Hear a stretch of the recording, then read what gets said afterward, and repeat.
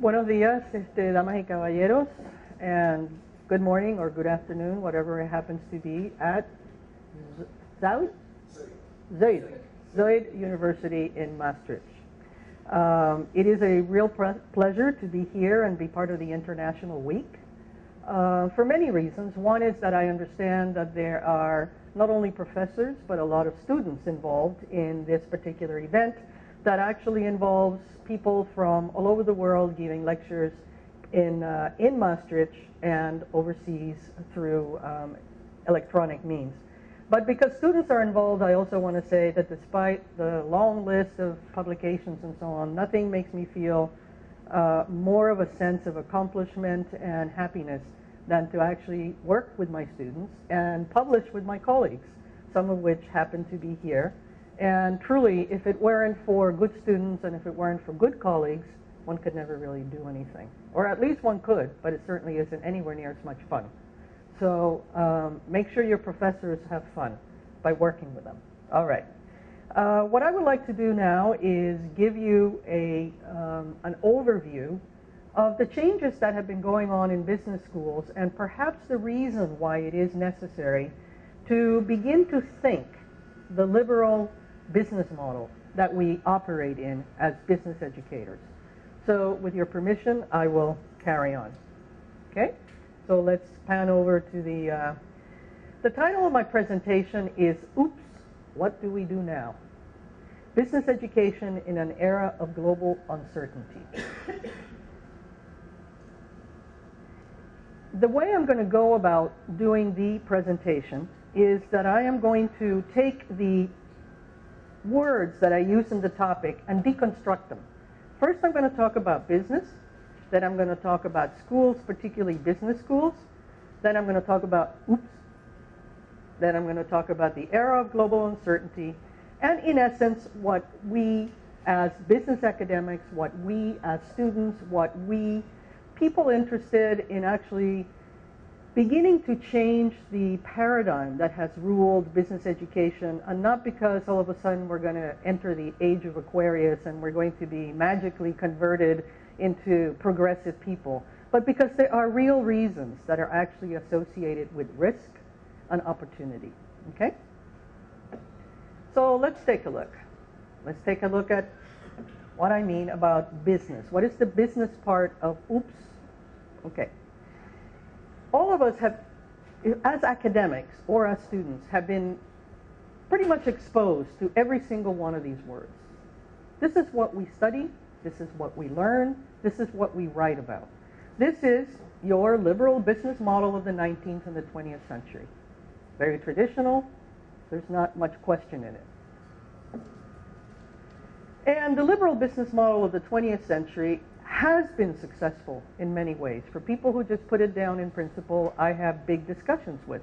It has managed to create the conditions through which the highest period of sustained growth in history has occurred. It has managed to lift millions of people out of poverty. Just take a look at India, take a look at China. Millions of people have been lifted out of poverty. It has resulted in unparalleled material wealth, of which many of us are the happy recipients of cars and refrigerators and flat TVs and so on and so forth. There are health miracles. I'm here, right? I mean, all sorts of people's longevity has been extended. And the interconnectivity of the world has allowed us to give this presentation today and have it be broadcast in a place like Maastricht. It is an extraordinary accomplishment. That is in many ways based on the liberal business model of the 19th and the 20th century. However, there is one, in my mind, there is one fundamental challenge. There are many, but I think this is the key challenge. In a globalized, deregulated world where corporations have a broader financial and operational span than nation states, top corporate managers have tremendous global power and trade rights, but few mechanisms through which to bear equal responsibility. This is something to be concerned with. We've created a fantastic system, a system that is actually capable of being connected internationally, globally, just issues of logistics, that, you know, it's a lot cheaper to get something that costs 50 cents and it comes from China than to produce it locally. However, despite all that interconnectivity, we don't have, as managers, the means through which to be equally as responsible for what the economists call the externalities, right? Whether it be, you know, pollution, whether it be different kinds of waste issues or disparities. So let's take a look at that a little bit. So let's look at business and education. Let's look at what we do as business professors. As we know, the business education is a derivative of the profession. What we teach is what actually other people do, right? It is derivative. And it is the career choice for the last, probably I would say, 20 to 30 years for the best and the brightest. There was a time where everybody wanted to be a doctor, a lawyer, an engineer. Now all the kids want to study business, right? There's a high demand and proliferation of programs, and there's fierce competition for the best schools, the best students, and the best jobs. It's become, I remember when I did my undergraduate program, it never even occurred to me that I would have anything to do with business. But somehow or other, I became a business professor, probably out of curiosity to know how the world worked. I studied psychology undergraduate, and I studied psychology graduate school and political science, and then I realized, oh boy, the world is run by merchants. I better know what these people are doing. So it's out of probably some kind of morbid curiosity to understand my own world that I ended up studying business. But now my nephews, my nieces, and many, many, many young students who are your students want to study business. So because there's so much demand, what you're beginning to see is global standardization, rankings and accreditation, an emphasis on corporate employment versus entrepreneurship and not-for-profit. What you begin to see is that we're training, as we all know, in Puerto Rico specifically, we end up training employees, and we're now in a situation where we're trying to train entrepreneurs. But there's a lot of pressure on the programs to become standardized, and that in and of itself creates a different culture. If you came from the profession, and if you taught students what you knew, that's not enough these days. You have to have a PhD, and you have to be willing to become a researcher. That slightly changes the culture in business schools. So there's a lot of pressure on business professors and business education. And what we have done generally is prepare the captains of industry. You know, we have trained the people who are going to run the corporations. And the more prestigious and important the business school, probably the higher the level of people you're training, okay? So we transmit not only skills, but mindsets, and we provide entry into circles of power. Sometimes when students say to me, where should I go to school? And the first thing that I say to them, if you're going after an MBA, you have to choose between a degree and a pedigree, right? If you want to get a pedigree, there are certain schools that will give you a pedigree, and you will be dealt into a game that if you go to a place where you get a degree, it will take you 20 years to be in that table. It is that simple. It's a caste system in business schools.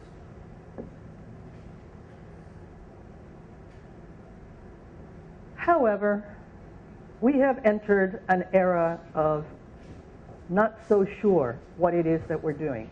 Not so sure what it is that we're doing as professors, not so sure that it is what we're doing in business, and students are beginning to actually get a sense of this, something is not quite right. And you don't have to take it from me. Let's listen to Greenspan. Yep. I mean, this to me, this was kind of like when, you know, the Red Sea is parted, you know, or this is one of the most powerful statements ever made by someone who actually created something and then went, oops, more than Wile E. Coyote. The business, basically Alan Greenspan, the former chair of the U.S. Federal Reserve, says, the business model doesn't work as well as envisioned. Yes, I found a flaw. I don't know how significant or permanent it is. Those of us who have looked to the self-interest of lending institutions to protect shareholders' equity, myself included, are in a state of shocked disbelief. This modern risk management paradigm held sway for decades. The whole intellectual edifice, however, collapsed in the summer of last year. The crisis has turned out to be much broader than anything I could have imagined. And if you have followed Greenspan's work, it's very interesting because now he talks about animal spirits. I love it. I mean, all he needed to do was take a marketing class. That's all we ever talk about, animal spirits, you know? How are you going to get those animals to do what you want, right? I mean, that's unfortunately what happens in marketing classes. It's sort of embarrassing. It was only in finance classes and in economics classes where you had these rational people. Then you would go take your next class and you had these completely irrational people who buy things because they're packaged in red, right? Anyhow, we knew, in marketing, we knew about animal spirits. So not only do we have unstable economic and financial systems, but we also have very serious issues in climate change. It's either too cold, or it's either too hot, or it's either raining too much, or it's really not raining enough. This is a very, I think that it is very difficult these days to deny that there is such a thing as climate change. We're also beginning to see the fact that overconsumption of resources is creating a world where we're going to run out of certain resources. Interesting what's going on, for example, in terms of oil and gas, which is fracking. I don't have a for or against position on fracking, but the danger of fracking is the fact that it might pollute the water tables of the United States. That's going to be really fun. Anyhow. Pollution and health. I don't know if you were watching the news yesterday, but the level of pollution in Beijing yesterday was 25 times the level that is healthy for a human being. 25 times. So ultimately, what we have is a very uncertain world. One of the nice things about, when we had the Cold War is that you had détente. Nobody was going to press that button. But all you need now is somebody in some very peculiar rogue state somewhere who decides that they have a little uranium over here or can make a little dirty bomb over there, and the whole thing is going to go berserk. I mean, recall the threats of the North Koreans about a year ago. So in essence, this is, we thought with the end of the Cold War that was it for any kind of nuclear threat. It actually isn't. It's even more because you can't find them. It's sort of very Al-Qaeda-like. You can't find the people who might press the button.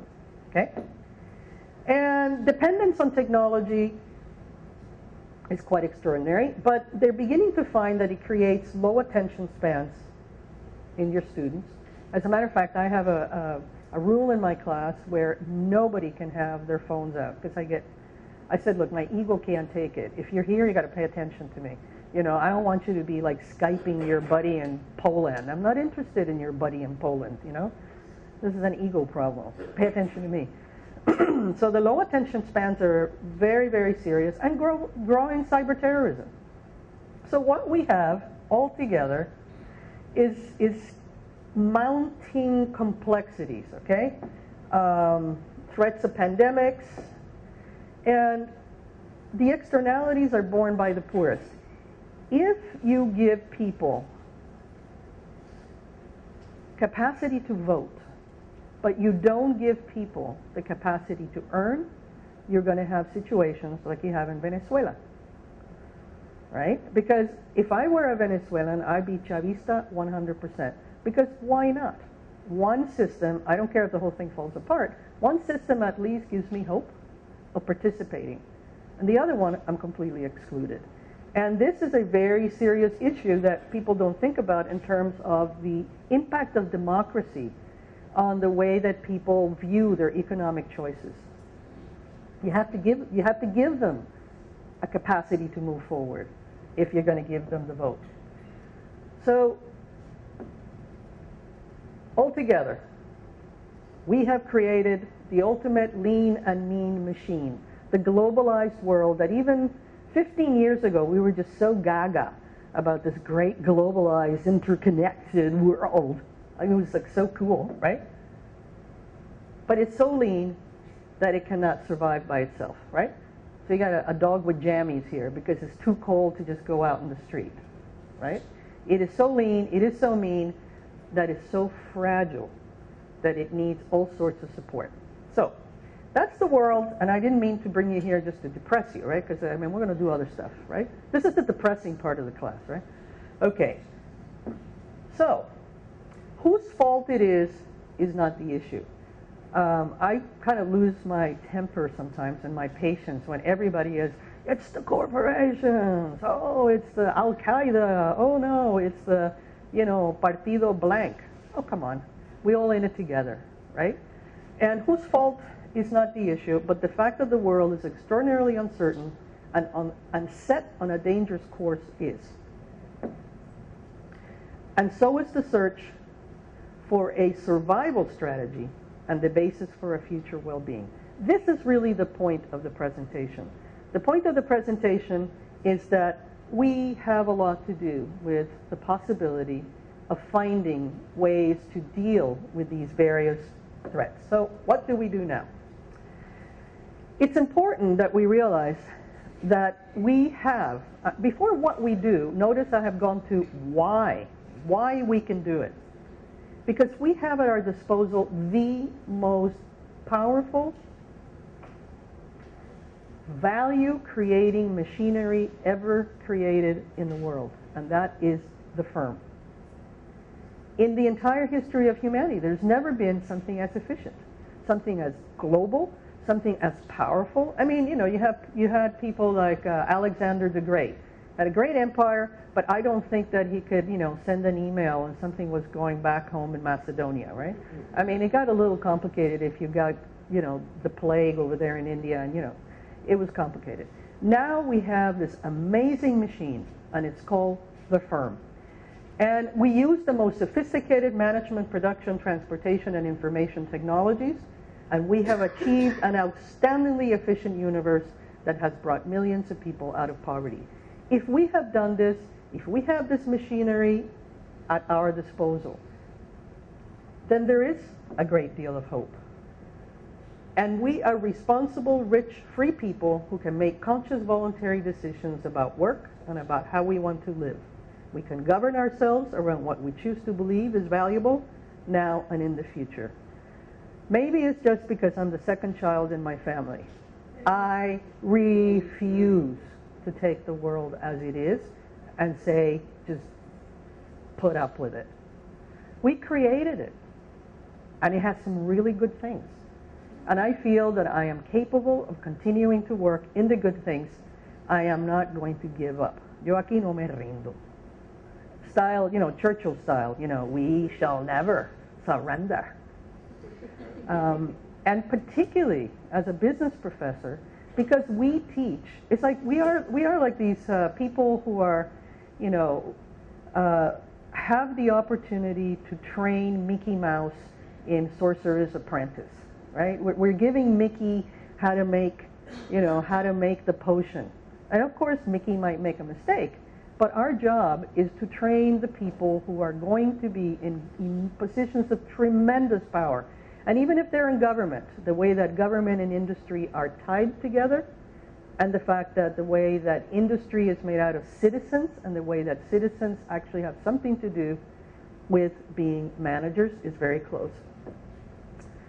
So, as my favorite guy, besides Oscar Wilde, some people regard private enterprise as a predatory tiger to be shot. Others look on it as a cow they can milk. Not enough people see it as a healthy horse pulling a sturdy wagon. From my point of view, I think that we can actually teach from this point of view.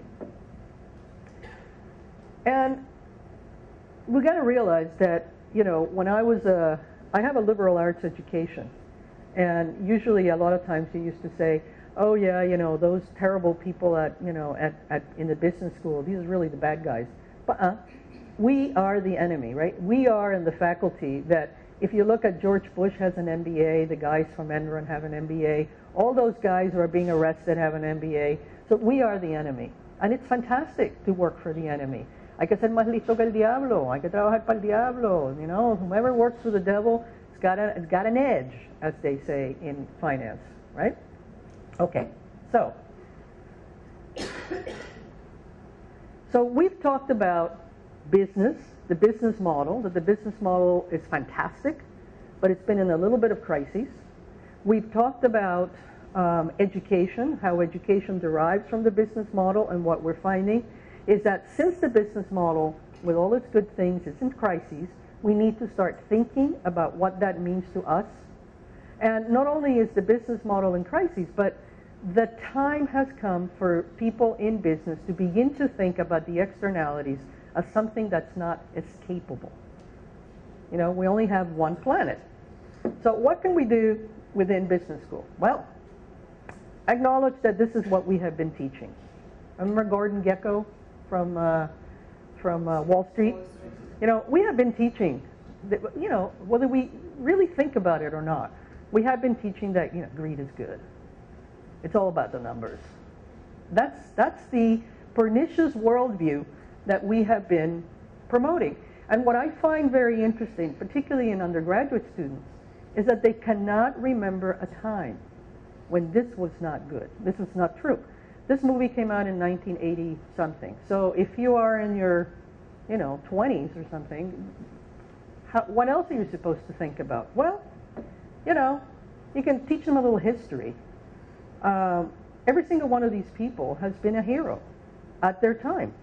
If you were, you know, in Edo, Japan, you were samurai. The merchants were at the bottom of the class.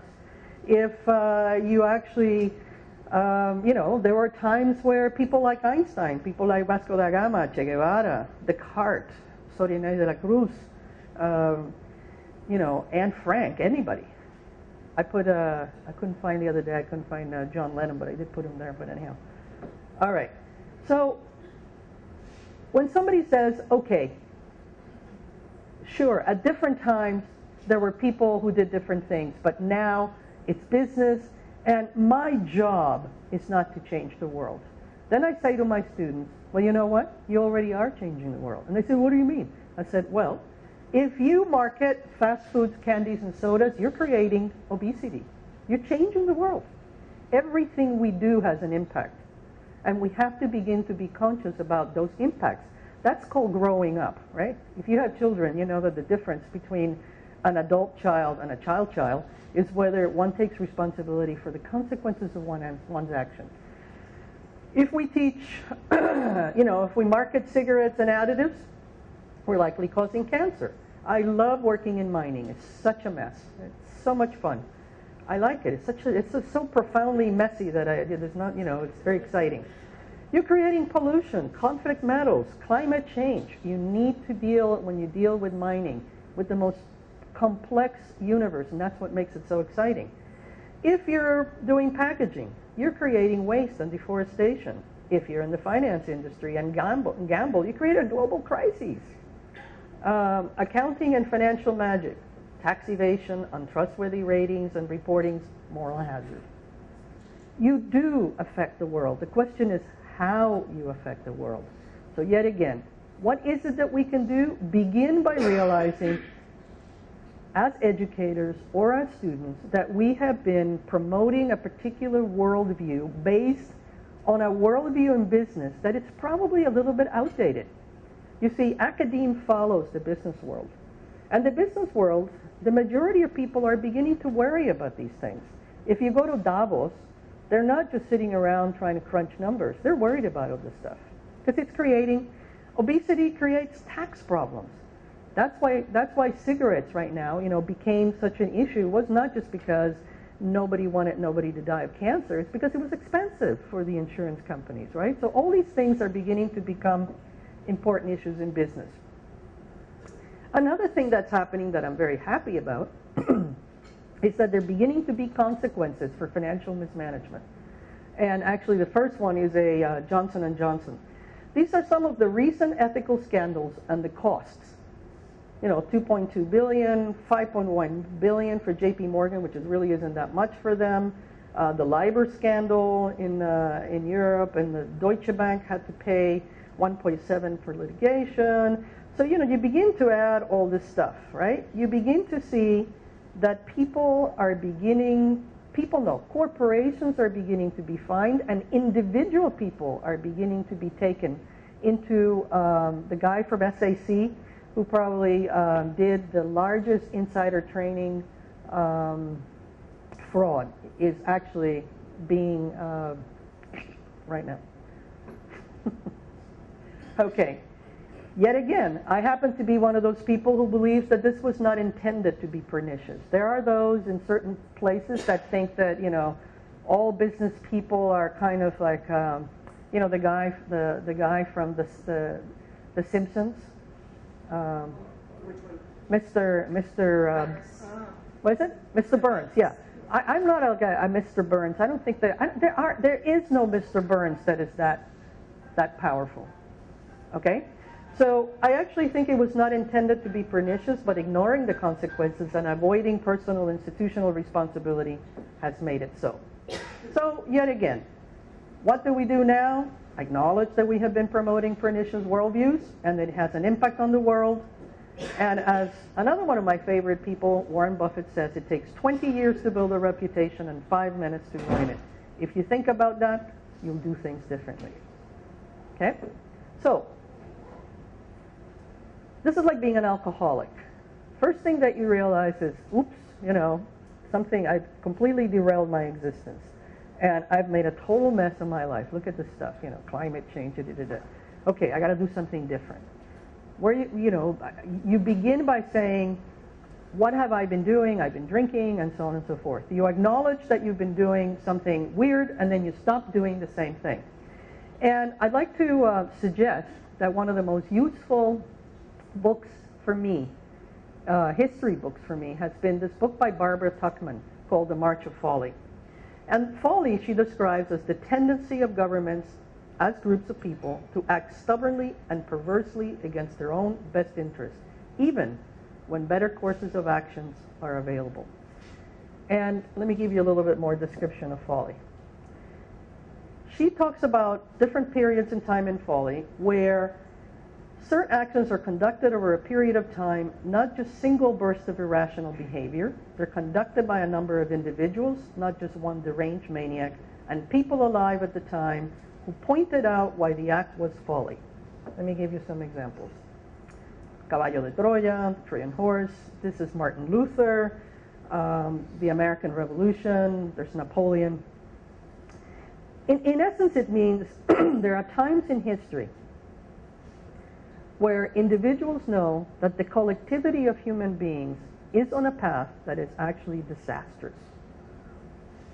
I think recently in the United States, when you had the Republicans and the Democrats almost at the hours before they had to shut down government. Fortunately, they didn't, right?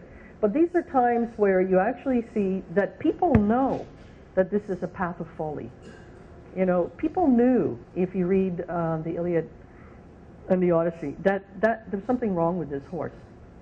But it's interesting because the horse was the symbol of Troy. So they convinced the Trojans that the Greeks were just leaving it as a present, thanking them, and then they hid their ships behind an island, so the Trojans brought the horse in, and you know what happened, right? And there had been people like the daughter of the king of Troy, Cassandra, who had said, this is a bad deal. Do not do this. Nevertheless, the horse was brought in.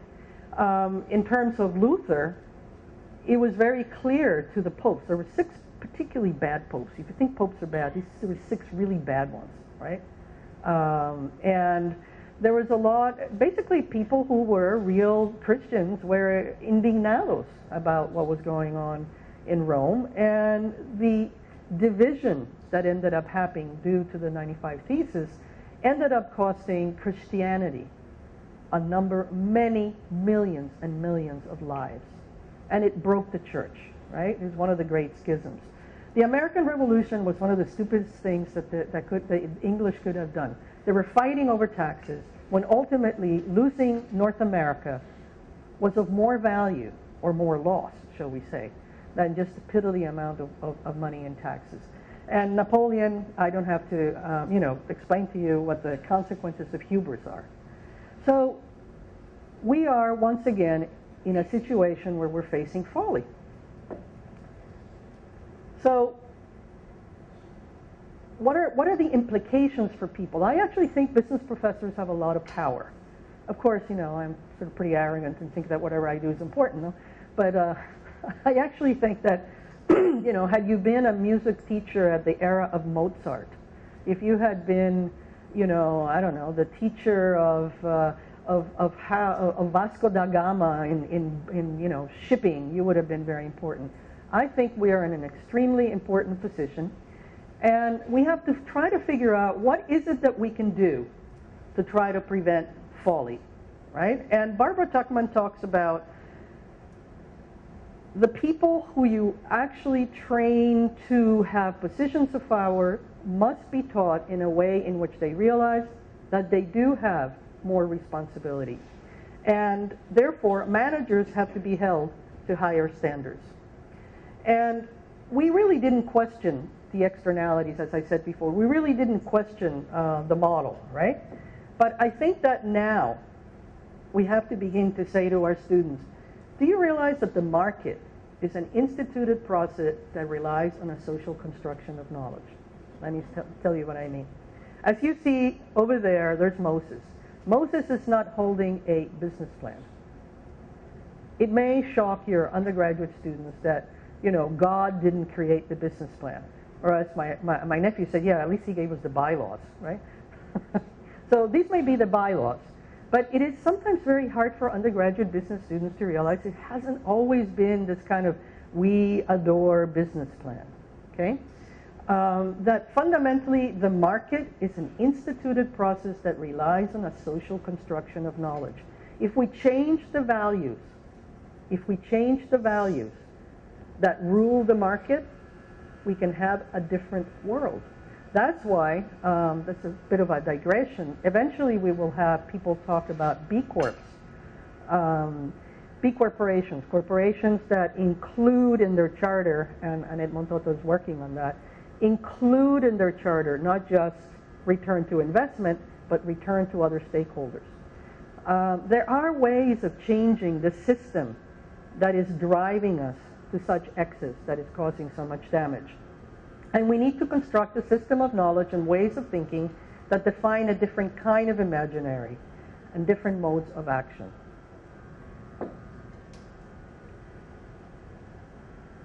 And that only comes from realizing that we are in what you may know as a prisoner's dilemma. I don't know how familiar you are if you actually saw the movie A Beautiful Mind.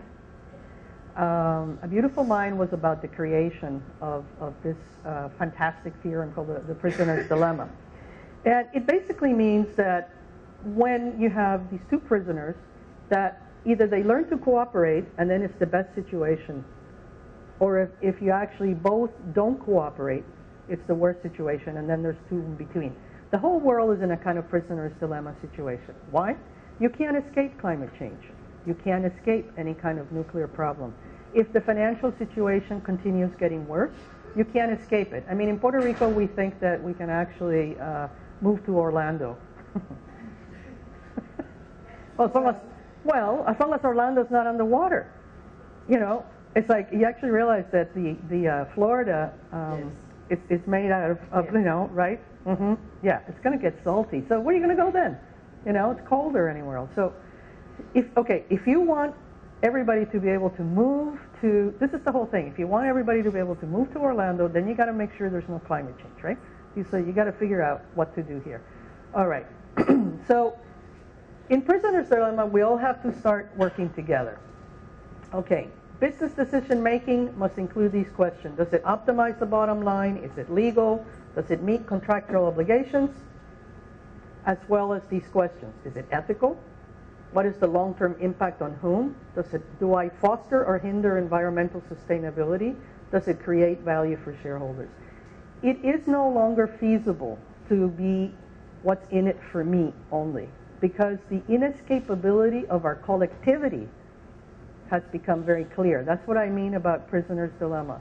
We live in one planet, and what I do here has an impact over there, and it will feed back, and it'll end up having an impact on me.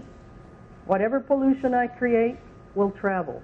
Whatever kind of chanchullo I do over here in my finances somewhere along is going to end up affecting somebody else and then end up affecting me. It's that kind of understanding that, you know, if I make a left turn from the right-hand lane and run the light, I might cause an accident. It's like, what you know, like, and you just happen to like know that. Okay? All right. So, what is it? Okay? Let's take a break because I'm stuffing you with information. Let's take a break psychologically. I've talked about the world, the business model. I've talked about education being derivative of it. I've talked about there's an understanding that there's a flaw in the model that we have been teaching and many other unintended consequences that are causing a very, very uncertain world, and that we as business academics have, I think, an extra responsibility because we're training the people who are going to run these machines. I don't know if you remember Aliens, when the Alien 1, was it Alien 1 when Sigourney Weaver gets into this like machine? She gets into this great machine to fight the monster, right? I mean, we are training the people who are going to be getting into that machine to find the alien monster. Okay, so what we can do is we need to train excellent managers in the world as it is. We teach business, they pay us to make sure our students know how to run corporations. But they can also be visionaries of the world as it can be. And that will only happen if we aid them through the knowledge of how and why it got there. When you have your students and you teach your typical case, whatever it is, you can say, well, here we are. You know, what's the bottom line here? What should you do? What kind of marketing strategy? Whatever. But go a little bit further. Okay, let's say it's a case about packaging. What is the impact of all this trash on the world? Are you going to be responsible for it? And then they say, well, what difference does it make? I said, well, let's go back and let me show you what happens when you don't take responsibility for the externalities, right? And that usually is a matter of reflection, okay? So here's the kind of double discourse that we need to teach our students so that they can be great managers, visionaries, and understand the path. Let's say you're teaching somebody finance. Okay, what's the double discourse? Of course you're going to teach them leverage buyouts, and you're going to teach them how to do, you know, whatever it is that hedge funds and derivatives. But if students don't understand that credit is trust, the entire system will fall apart. It is so simple. I have a Series 6 and a Series 66 license. I don't know, somehow or other I remember fiduciary responsibility. I don't know what happened. Sometimes I watch television and say, didn't they go through that course? Did they go to the bathroom? What happened? You know, fiduciary responsibility has to do with trust. And if you say, well, why is that important? Just imagine a world where doctors did not have a Hippocratic oath and just went to the bathroom and missed it. I don't care, this guy goes, you know, let's pull the plug on this guy. Why does it work on medicine and it doesn't work on finance? What is it about an understanding that without trust, there is no finance? Accounting, creative. Okay, we need to teach our students creative accounting, mark-to-mark, how to do this, how to do that. We need to teach them all that stuff. But because accounting is the language of business, what would happen to language if it was devoid of meaning? If what we teach is students who are perfectly happy lying and inventing language, we will be La Torre de Babel, the Tower of Babel. We cannot communicate. So do you imagine, on the one hand, finance devoid of trust is pillería, right? And accounting devoid of meaning is incomprehensible. So how are we going to do our job? How are we going to secure? And I'm not even talking about the moral issues. I'm talking about the financial business issues. If anything happens to the financial system of North America and Europe and Asia, it's because it is destroyed from within. And it's destroyed from within because of lack of understanding that the language of business is important and that all credit is trust. Okay? Management. Of course, we're going to teach strategy, structure, resources, leadership. But all of management is about good places to work. We can't just simply look at employees as expendable cannon fodder. I don't care, I'll fire you. You know, what would happen to armies if generals don't take care of their people? I mean, just think about institutions that are successful. You cannot have an institution where you don't care about your people, right? And this is particularly true when you're dealing with overseas supply chains, which is particularly a problem. Okay, marketing, yeah, we're going to teach people how to do marketing, and we're going to do advertising. But what's great about marketing is you teach people how to make supply and demand meet. And you know, that can be moved around. If we have convinced people that Prada bags cost $3,000 and that the value is really there, we can do anything we want. Do you realize that a Prada bag is just a Prada bag? We have created $3,000 worth of value on a bag. Therefore, that magic, that's like twinkle dust, right? That is magic. Imagine what we could do if we wanted to really do something useful. All right.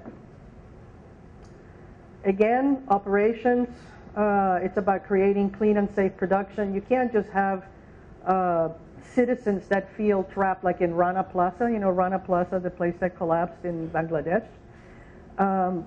Finally, it's beginning to change. I don't know if you followed the news. About 6 months ago, a 6-story building collapsed with thousands of workers in it. And they had, you know, fantastic, you know, Gap and Joe Fresh and all kinds of brands.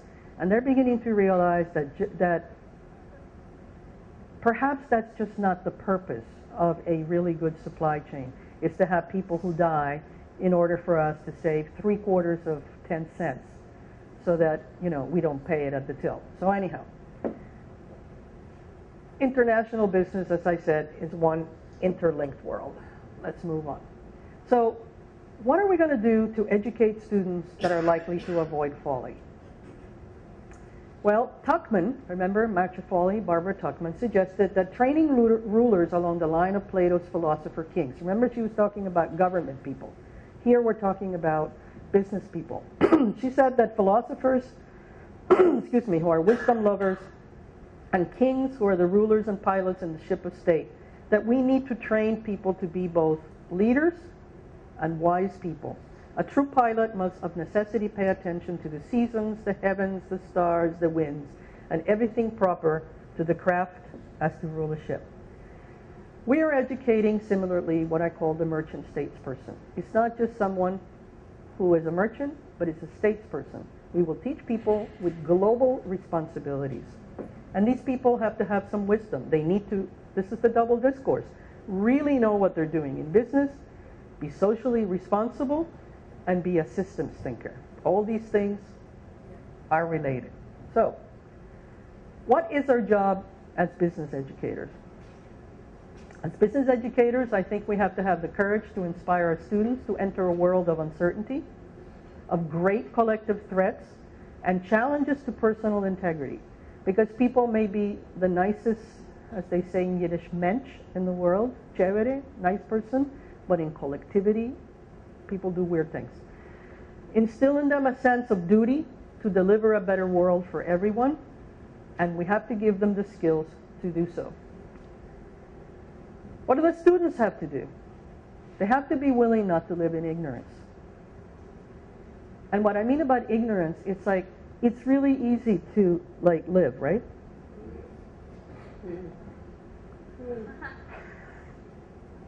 It's sad. But anyhow. To not succumb to nihilism and fear, because if they do lift their face, it's like, what is it, nihilism and fear? What do you do so they don't feel like it's kind of hopeless? To not fall prey to the allure of technology and the magic of markets. Our generation fell for this. We thought that markets, you know, and all the toys, you know, what was that thing in the 80s, whoever has the most toys wins? You probably guys were immune of such horror. I was in Fidelity Investments, and that was like, God, you see, I'm actually traumatized, right? For my life in corporate America.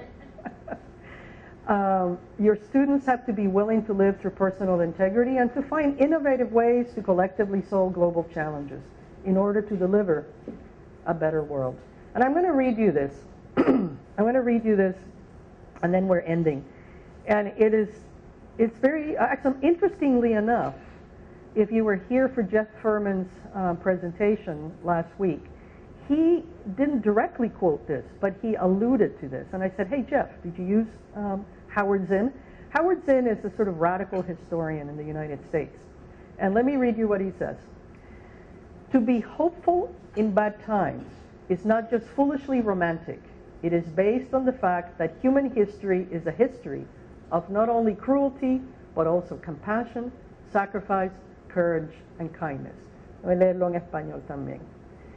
Que tener esperanza en momentos difíciles no es una tontería romántica. En realidad se basa en el hecho que en la historia humana es una historia no solamente de crueldad, sino de compasión, sacrificio, intrepidez y kindness. Courage is valentía.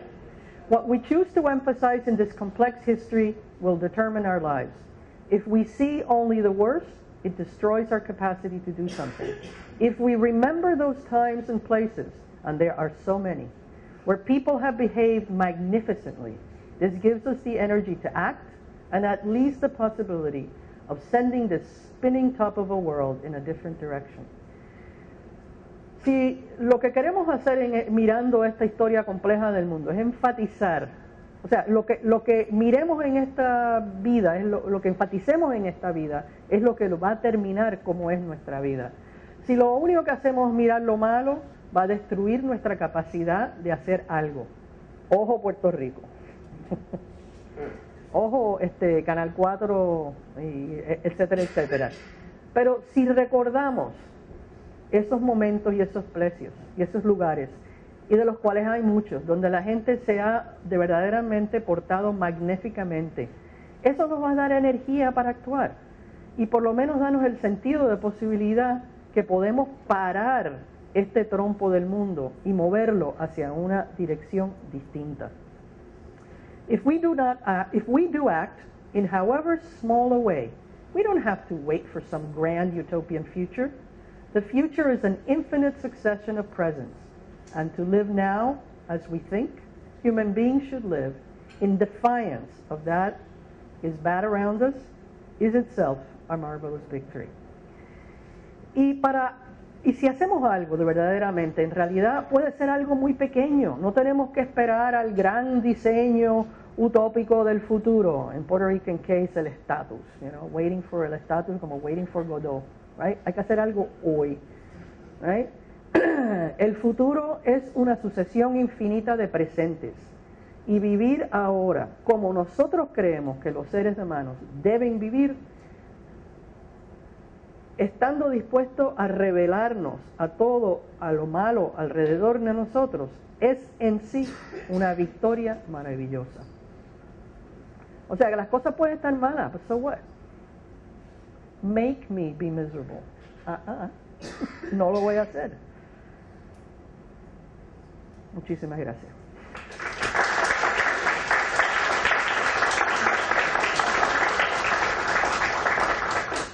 So what I'd like to do is thank our audience in Maastricht and say goodbye for now, because we're going to take some questions in Spanish. Thank you very much for the invitation, and have a fabulous International Week. Thank you.